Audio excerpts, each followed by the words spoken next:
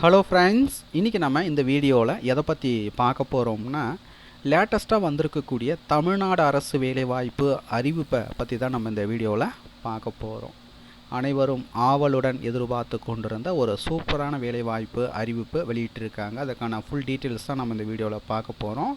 அதற்கு முன்னாடி டெய்லியும் வரக்கூடிய தமிழ்நாடு அரசு வேலைவாய்ப்பு அறிவிப்புகளை உடனுக்குடன் தெரிஞ்சுக்கணுன்னா இந்த வெப்சைட்டில் தான் பார்த்தீங்கன்னா டெய்லியும் வரக்கூடிய எக்கச்சக்கமான வேலைவாய்ப்பு அறிவிப்புகளை டெய்லியுமே பார்த்தீங்கன்னா அப்டேட் பண்ணிட்டு வரோம்.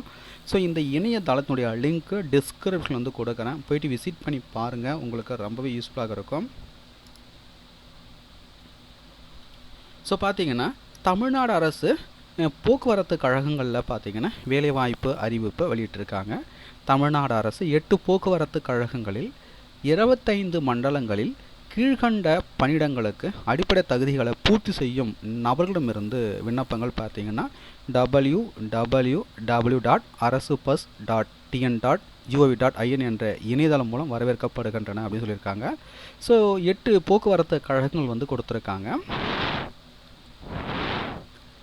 என்னென்னு பார்த்தீங்கன்னா மாநகர் போக்குவரத்து கழகம் சென்னை, அரசு விரைவு போக்குவரத்து கழகம் தமிழ்நாடு வரையறுக்கப்பட்டது சென்னை, தமிழ்நாடு அரசு போக்குவரத்து கழகம் விழுப்புரம் லிட்டு, தமிழ்நாடு அரசு போக்குவரத்து கழகம் கும்பகோணம் லிட்டு, தமிழ்நாடு அரசு போக்குவரத்து கழகம் சேலம், தமிழ்நாடு அரசு போக்குவரத்து கழகம் கோவை, தமிழ்நாடு அரசு போக்குவரத்து கழகம் மதுரை, தமிழ்நாடு அரசு போக்குவரத்து கழகம் திருநெல்வேலி.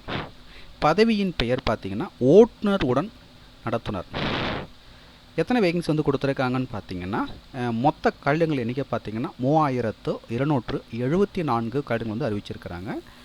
மாநகர போக்குவரத்து கழகம் சென்னை பார்த்தீங்கன்னா 364 காலிடங்கள், அரசு விரைவு போக்குவரத்து கழகம் தமிழ்நாடு வரையறுக்கப்பட்டது லிமிடெட் சென்னை பார்த்தீங்கன்னா 318 காலிடங்கள்.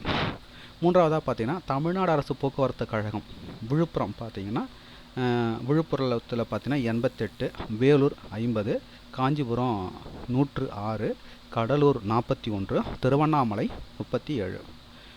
அதுக்கடுத்தா பார்த்தீங்கன்னா தமிழ்நாடு அரசு போக்குவரத்து கழகம் கும்பகோணத்தில் பார்த்தீங்கன்னா 101 காலிடங்கள், நாகப்பட்டினம் 136 காலிடங்கள், திருச்சியில் 176 காலிடங்கள், காரைக்குடியில் பார்த்தீங்கன்னா 185 காலிடங்கள், புதுக்கோட்டை 110 காலிடங்கள், கரூர் பார்த்தீங்கன்னா 48 காலிடங்கள்.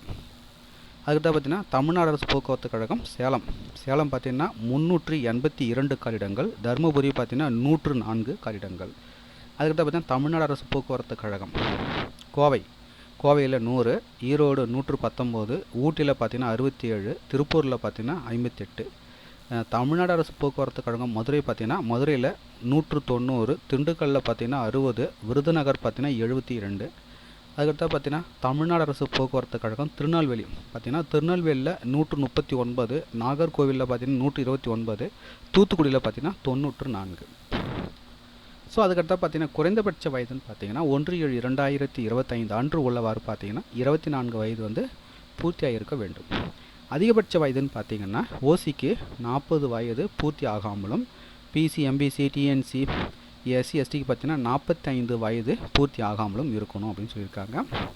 முன்னாள் இராணுவத்தினருக்கு பொது வகுப்பினர் ஓசிக்கு பார்த்தீங்கன்னா 50 வயது பூர்த்தி ஆகாமலும், மற்றும் இதர வகுப்பினர் BC, MBC, DNC, SC, ST பார்த்தீங்கன்னா 55 வயது பூர்த்தி ஆகாமலும் இருக்கணும்.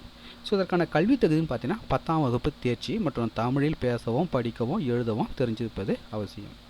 அதுக்கடுத்து பார்த்தீங்கன்னா முக்கிய தகுதிகள் பார்த்தீங்கன்னா செல்லத்தக்க கனரக வாகன ஓட்டுநர் உரிமம் மற்றும் குறைந்தபட்சம் 18 மாதங்கள் கனரக வாகன ஓட்டிய அனுபவம், முதலுதவி சான்று, பொதுப்பணி வில்லை மற்றும் செல்லத்தக்க நடத்துனர் உரிமம் 1/1/2025க்கு முன்னர் பெற்றதாக இருத்தல் வேண்டும். அதுக்கடுத்தாக உயரம் பார்த்தீங்கன்னா குறைந்தபட்சம் 160 சென்டிமீட்டரு, எடை பார்த்தீங்கன்னா குறைந்தபட்சம் பார்த்தீங்கன்னா 50 கிலோகிராம். இதில் கூடுதல் விவரங்கள்லாம் வந்து கொடுத்துருக்காங்க.